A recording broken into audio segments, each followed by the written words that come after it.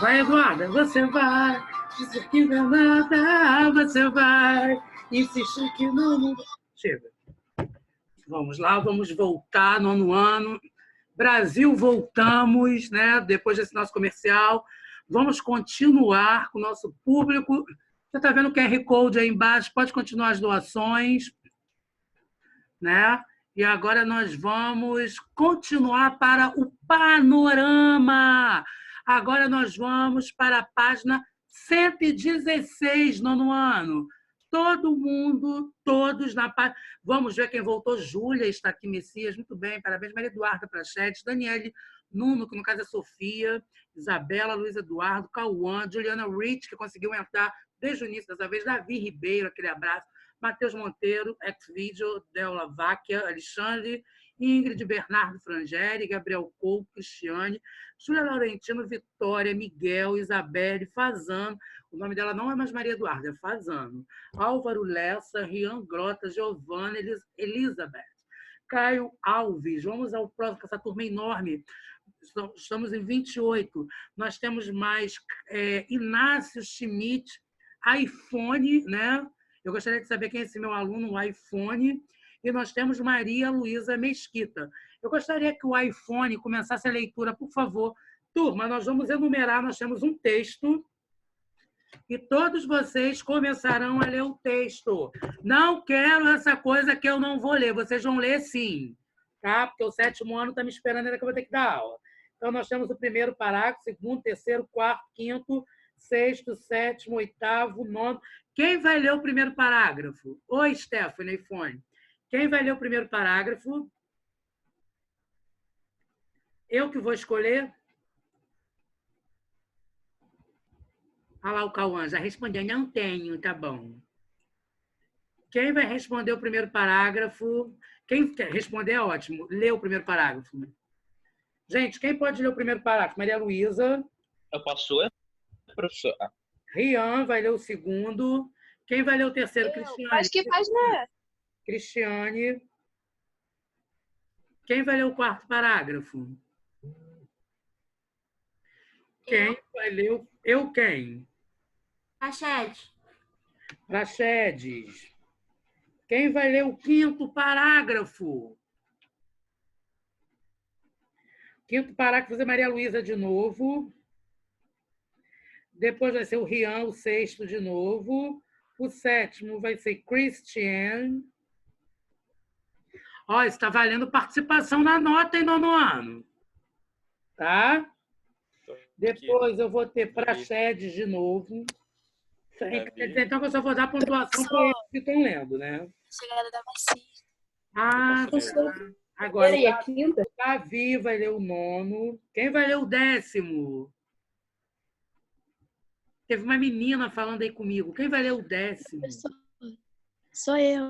Stephanie. Claro que é Stephanie. Então, vamos ao nosso texto. Tá lindo. Muito obrigado, Brasil. Continuem a doação, tá? Que no final eu vou doar o meu jaleco do colégio. Então, vamos começar. Estamos na página 116. Quem vai começar a ler? Maria Luísa Mesquita, por favor. Febre amarela. É registrada no Brasil desde do século 17. Fotos mostram luta contra a doença no passado.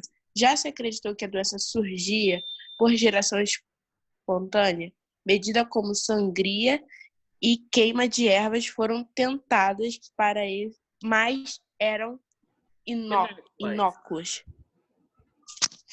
Fora o percurso da febre amarela, doença que se confunde com a história do Brasil. Vai, Rian. As filas, os casos e as mortes por febre amarela estão longe de ser um problema dos dias atuais. O Brasil convive há séculos com a doença. O primeiro caso do qual se tem conhecimento ocorreu em Pernambuco, no ano de 1685, com um surto de 10 anos. Ok. Cristiane, por favor. Na mesma década, a doença chegou à Bahia. O número de doentes foi calculado em 25 mil e o de mortes em 900. O Diego Lopes O Frei. de Cogludos foi um dos primeiros a fazer um relato detalhado da doença no Brasil. No trecho a seguir, ele descreve a missão da doença. Ok. Agora, Praxedes. Na maioria, no terceiro dia, a febre parecia ceder totalmente. Diziam que já não sentiam dor alguma, cessava o delírio, conversavam com juízo, porém não podiam comer nem beber coisa alguma. E assim duravam outro e outros dias, e dizendo que estavam bons. Ok. Agora, Maria Luísa, de novo, por favor.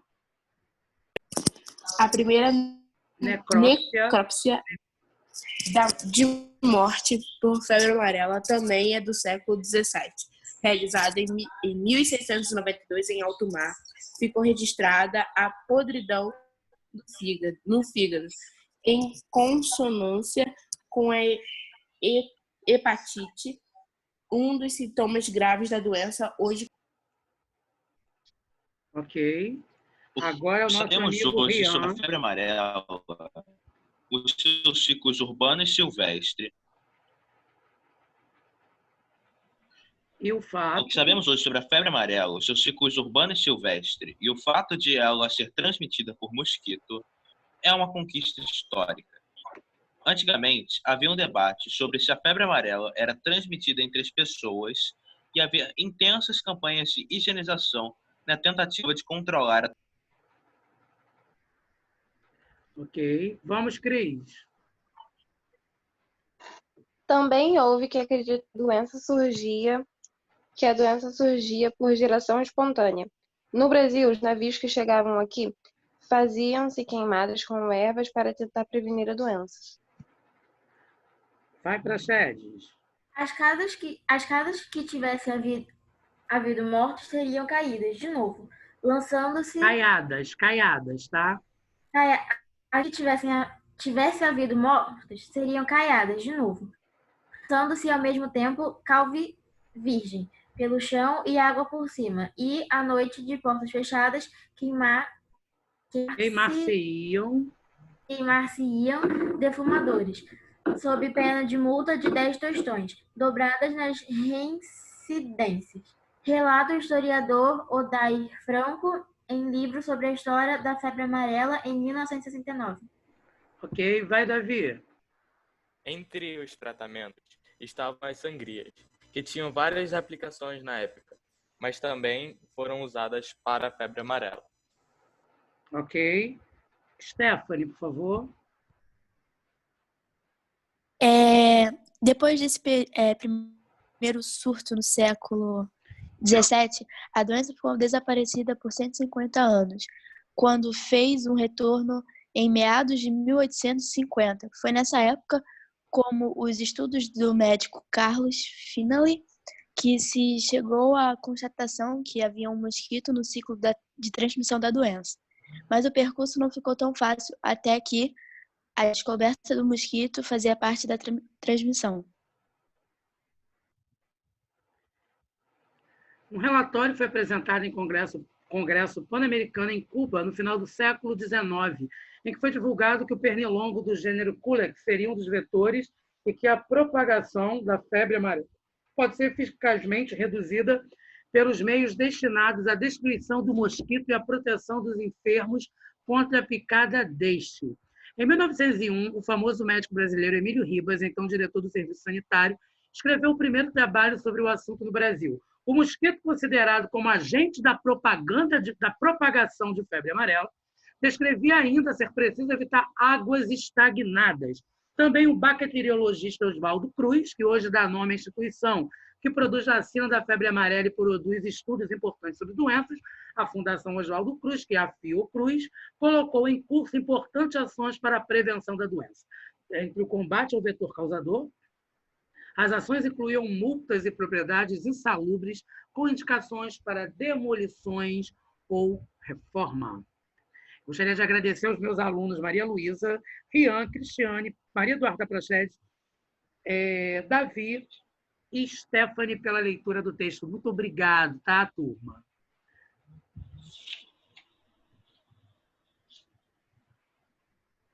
Se bem que, na verdade, o texto não acabou. Então, vamos continuar. Posso ler, professor? O Pode. macaco no ciclo da transmissão. Tá, quem está falando comigo? Stephanie? Aham.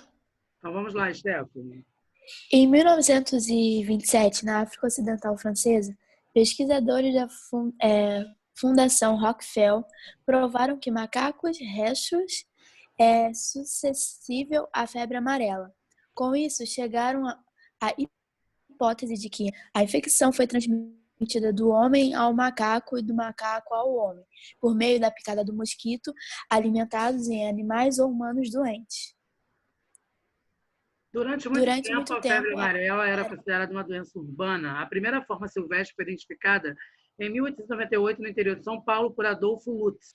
Nos anos 30, essa forma de doença apareceu na Bahia, Amazonas, Pará, Mato Grosso e depois em Goiás, Minas Gerais e em São Paulo. Em 1938, ficou demonstrado que os mosquitos silvestres Ameagogos e o Aedes leucocelaenos também eram vetores. A chegada da vacina. Vai, Stephanie.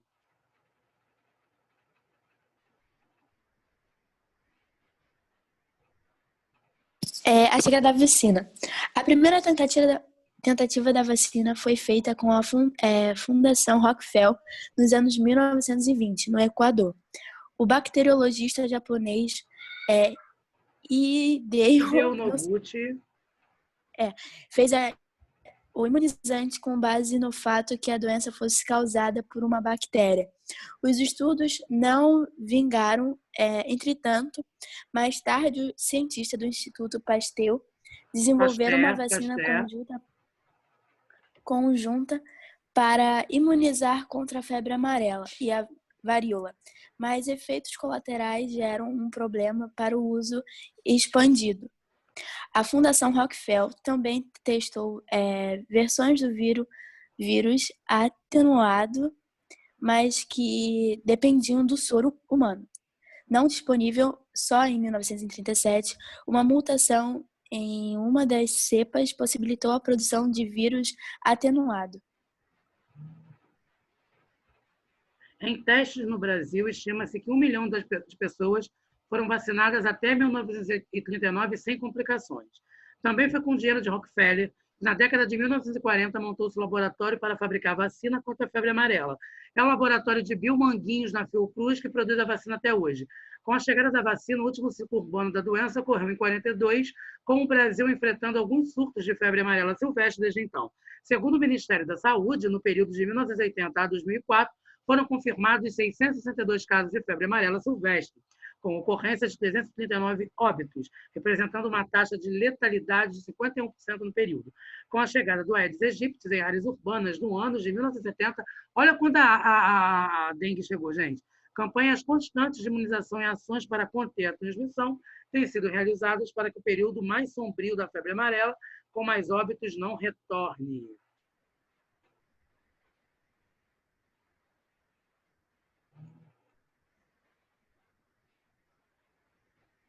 Deixa eu só ver uma coisa aqui, turma. Eita, é coisa pra caramba.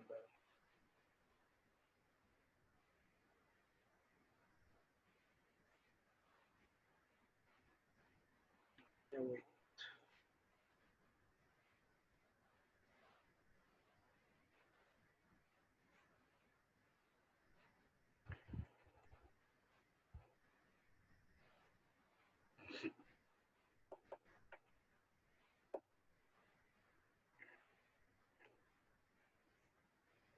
Vamos lá, gente. Qual a importância das fotografias na composição de notícias? Explique com base na reportagem reproduzida anteriormente. Troque ideias com seus colegas sobre esse assunto. Gente, por que é importante a fotografia na notícia? Alguém poderia me dizer? Para deixar mais, claro sobre que está sendo tratado do assunto. Quem está falando? Mas, sei lá, para a pessoa Cristiane. Na verdade, é dar mais veracidade, né? fazer com que a pessoa tenha uma noção, uma dimensão do que está sendo falado, Ou né? até A mesmo imagem é muito demonstrar o importante, que né? estava acontecendo. Fala, Maria Luísa, não entendi. Ou até mesmo para demonstrar o que estava acontecendo na época. Sim, Eu acho que é para complementar tá. a fala da Sim. imagem. Reforçar a explicação, Isso. né? Comprovar, né? Comprovar, Isabela, comprovação do assunto, sim, para deixar mais explicativo. Ah, ainda deixa mais explicativo. Não tem como, né? Com a foto você está vendo. Palavra ainda você está deduzindo, mas a foto, né, gente? Comprova, né? Uma comprovação, na verdade. Ok? Releia o título e o subtítulo da reportagem e responda aos itens a seguir. O título e o subtítulo, né? Posso ler?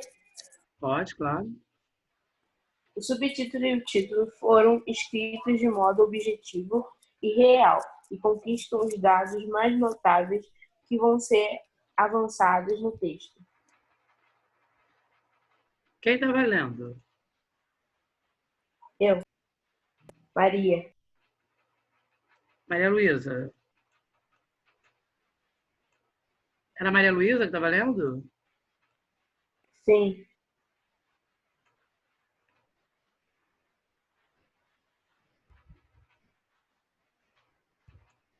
Então vamos lá, turma. Maria Luísa, tá certo? você pode falar, por favor? Posso. O subtítulo e o título foram escritos de modo objetivo e real e conquistam os dados mais notáveis que vão ser avançados no texto. Ok. Mais alguém gostaria de falar? Então, olha só, gente. Professor, Oi. eu tenho uma resposta aqui, mas é tipo, na minha cabeça e papel. Para você o quê? Eu tenho uma resposta, só que eu não passei ainda pro papel, então vai ficar meio coisa quando eu falar. Tá, você me explique, né? O título é para mostrar do que se trata o assunto. E o subtítulo é para meio que dar mais uma explicação, reforçar o assunto, entendeu? O título. No caso, esse reforço aí seria uma especificação, né, Cristiane?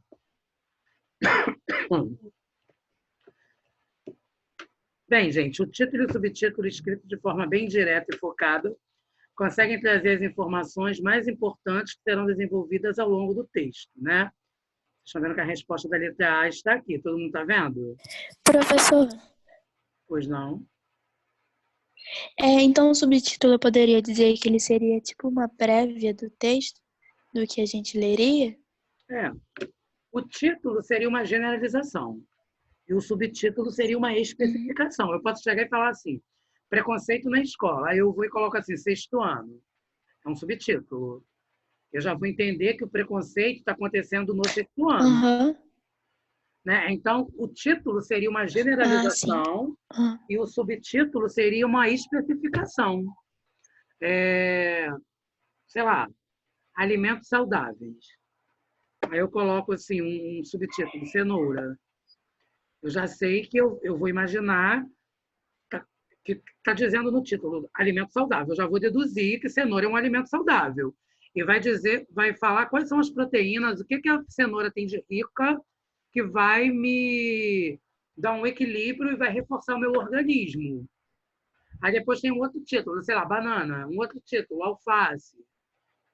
Estão conseguindo entender mais ou menos? O título seria uma generalização, o subtítulo seria uma especificação, uma especificidade.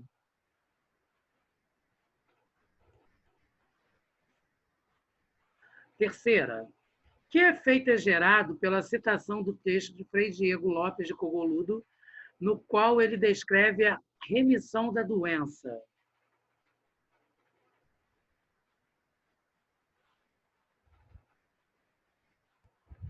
Vamos lá, tem alguém falando no chat, né? apresenta uma maior credibilidade ao texto. Sim. Gente, falou que é histórico, falou que é científico, acabou, né? Você não vai argumentar mais, né? Ah, mas a história explica isso. Mas a ciência explica isso. Você vai argumentar o quê, gente? Vocês estão percebendo que nós estamos entrando no universo da dissertação, turma? Que nós aprendemos ano passado? Estão vendo que está tendo fato histórico, fato de ciência, já vai entrar em dissertação aí, ó. Que efeito é gerado pela citação do texto de Frei Diego Lopes, de Cogoludo, né? No qual ele descreve a remissão da doença. Gente, aqui vocês podem copiar até conquistas. Um, dois, três e já. Vamos lá.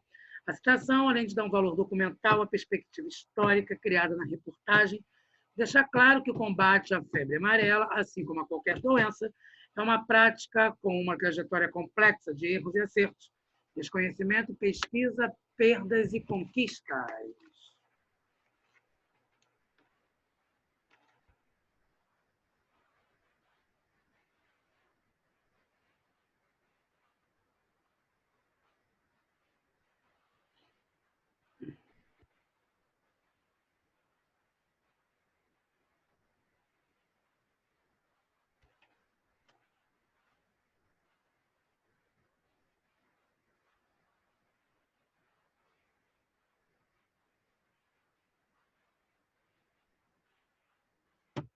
Já, gente?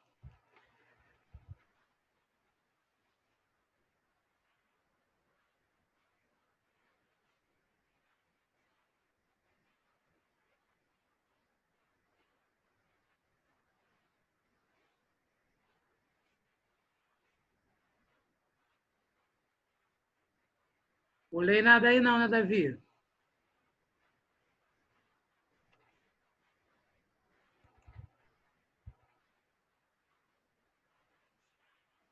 Quanto aos motivos da transmissão da doença, que teorias são citadas no texto como explicação para esse fato, gente?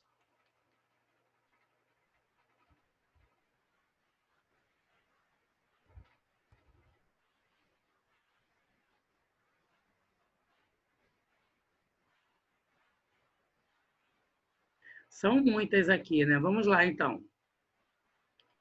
Primeiro, a febre era transmitida de pessoa para pessoa. Vamos lá, gente. Escrevam aí. A febre era transmitida... Primeiro, coloquem o primeiro em ordinal. Primeiro, a febre era transmitida de pessoa para pessoa. Primeiro, a febre era transmitida de pessoa para pessoa. Depois, segundo,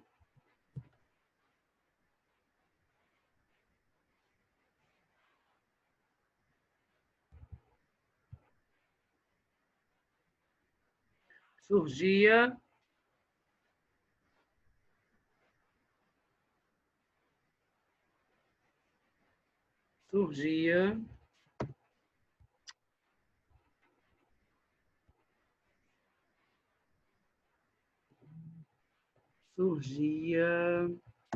por geração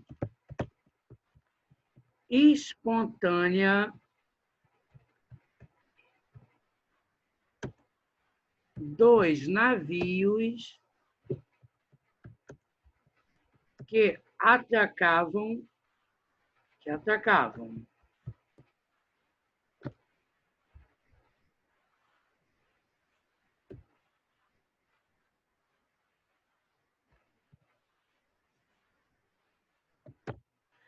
Terceira,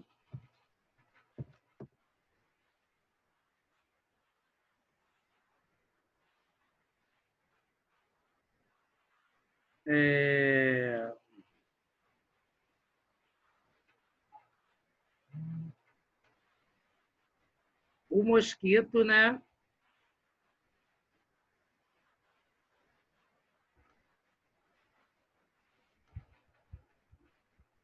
O mosquito era agente transmissor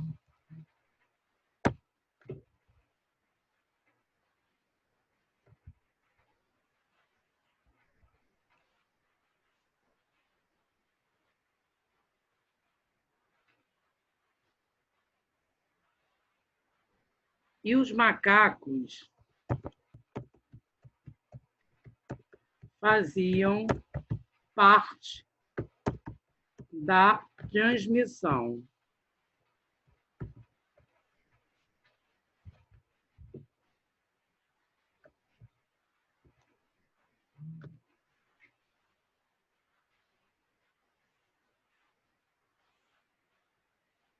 Essa turma foi a 4, né? 1 para 5. No que se refere às pesquisas relacionadas à vacina contra a febre amarela, quais hipóteses, quais experimentos foram realizados até que se chegasse a um resultado satisfatório?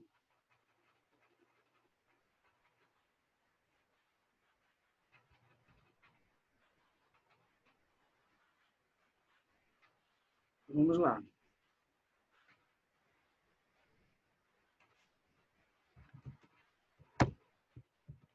Pesquisas foram sendo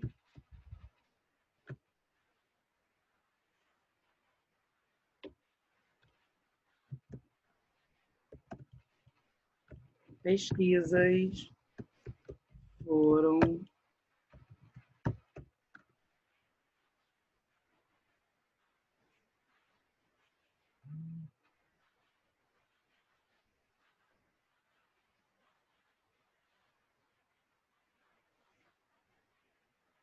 superadas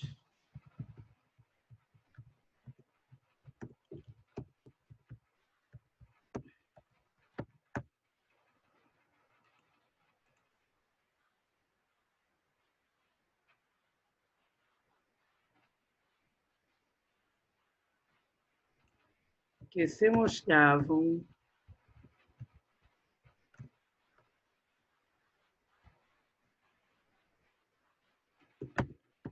equivocadas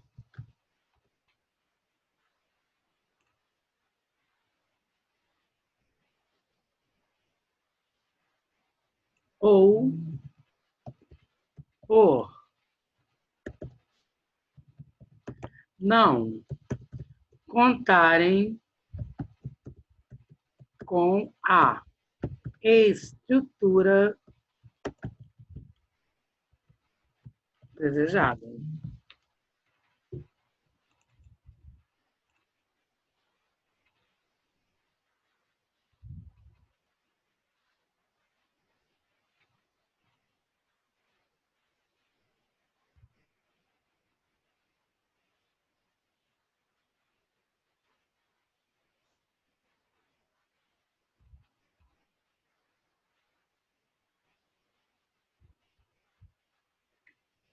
Quais foram as consequências no Brasil da disseminação da vacina contra a febre amarela?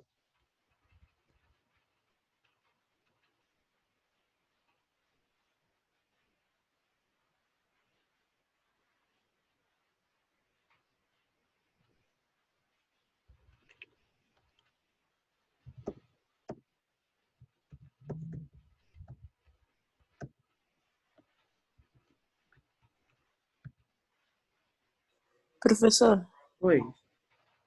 eu vou fazer aqui na minha cabeça porque não deu para montar, que eu tô ainda montando aqui algumas questões. No caso, seria que o ciclo silvestre ainda continua a existir e o ciclo urbano foi contido? Sim.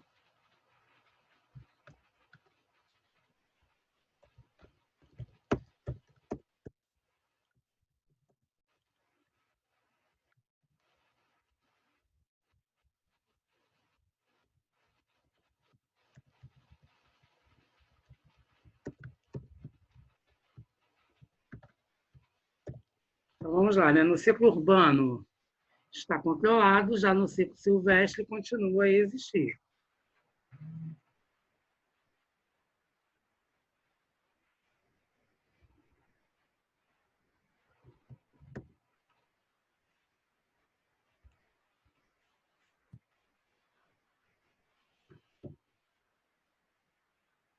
Releia alguns fragmentos e faça uma análise da construção de sentidos a partir de elementos destacados.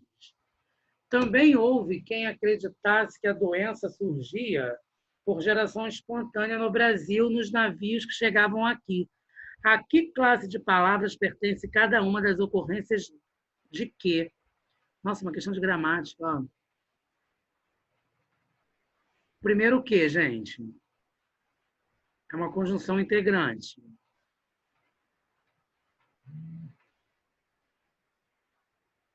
Vamos lá, 7, né? Então, a 7. O primeiro o quê? Conjunção integrante. Segundo o quê?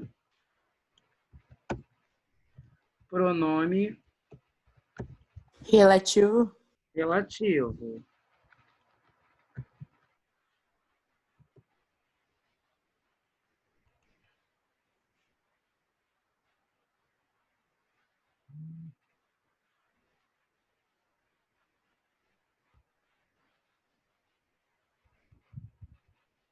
E no caso, aqui...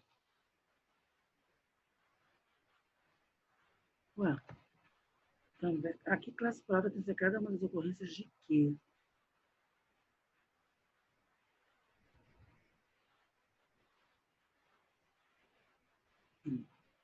Aqui no caso...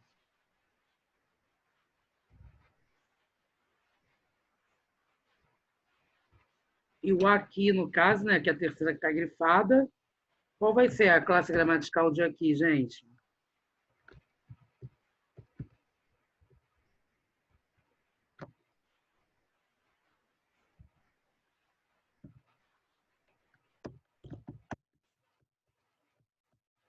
Advérbio.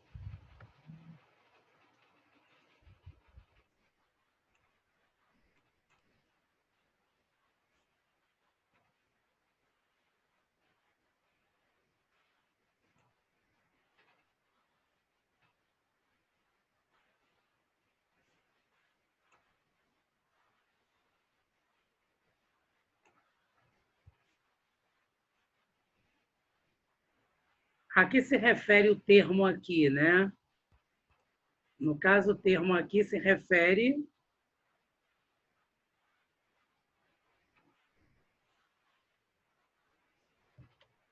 Aqui Se refere ao Brasil? Ao Brasil. Aqui se refere ao Brasil. Depois desse primeiro surto no século XVII, a doença ficou desaparecida por 150 anos, quando fez um retorno em meados de 1850. Foi nessa época, com os estudos do médico Carlos Finlay, que se chegou à constatação de que havia um mosquito no ciclo de transmissão da doença. Mas o percurso não foi fácil até aqui. O sentido do termo aqui, utilizado nesse fragmento, é o mesmo sentido expresso no fragmento do item anterior? Primeiro, o aqui estava dando exemplo de lugar, né? O Brasil. Agora, nesse item, a referência é temporal, chegou até aqui, né? Nossa, chegou até aqui. Nossa, aquilo aconteceu no passado, chegou até aqui. Então, não, né, gente? A primeira, a B, na verdade...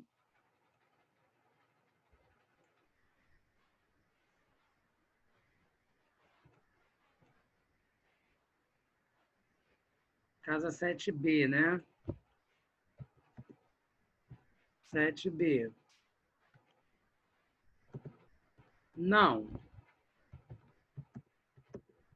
Pois, na primeira ocorrência,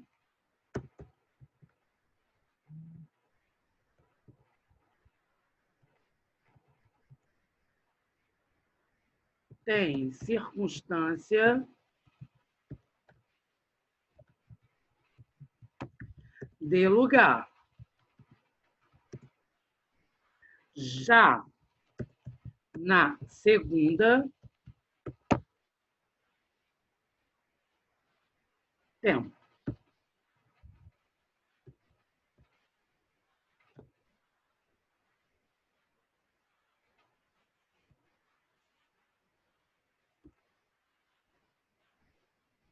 Agora que você leu o texto, volte a analisar as imagens reproduzidas na reportagem, converse com os colegas e responda o seguinte a seguir. Como essas imagens participam da construção de sentidos do texto?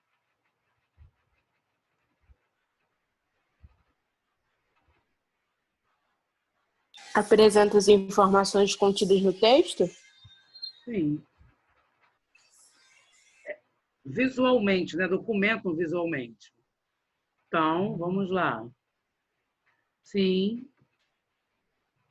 Sim, Juliana. Sim, Maria Luísa. Documentam visualmente o texto.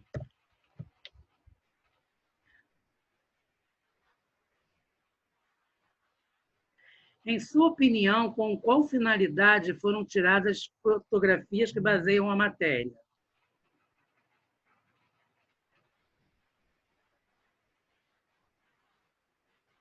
Divulgar, né, gente?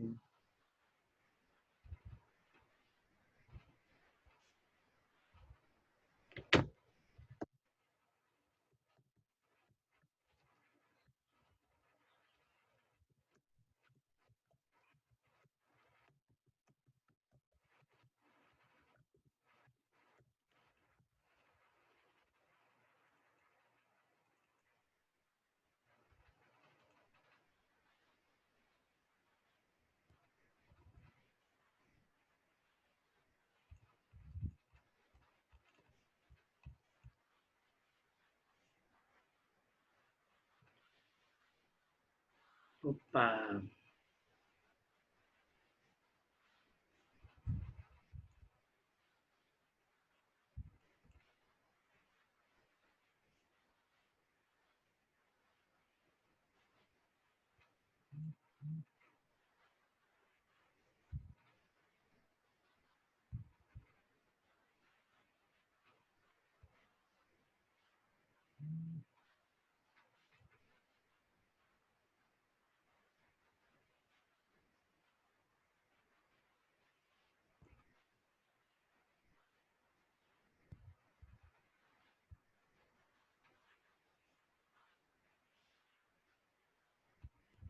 Vou, Ju, vou começar o livro 2.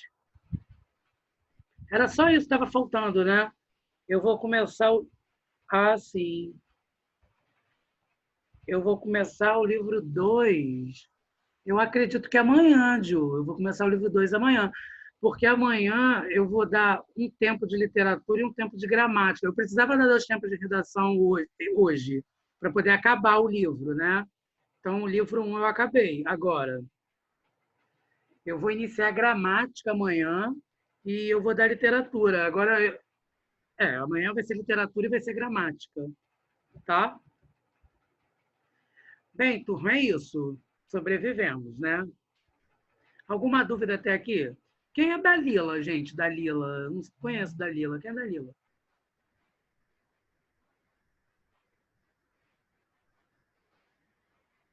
O texto, Malu, a gente vai produzir quando a gente voltar, né? Eu já estou esquematizando isso, porque não tem como eu fazer um texto agora e corrigir, né? Eu não consigo corrigir em tela.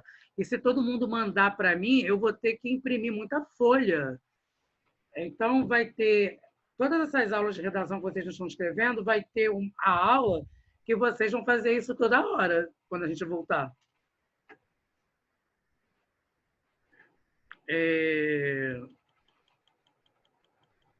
Ainda bem que dissertação a gente começou no passado, né? Porque nós estamos entrando em dissertação agora. Só vai ser dissertação agora. Gente, alguma dúvida até aqui? Bem, faltam menos de 1 minuto, né? Muito obrigado pela participação de todos vocês. Amanhã a gente continua com mais 2 tempos, sendo um de gramática e um de literatura. Muito obrigado, tá? Continuem doando, não saiam de casa, deixa o vovô e a vovó dentro de casa, o pai e a mãe, todo mundo dentro de casa. Vamos comer. Tchau, Giovana. Um beijo, fiquem com Deus e até a próxima. Beijo, obrigado, Brasil!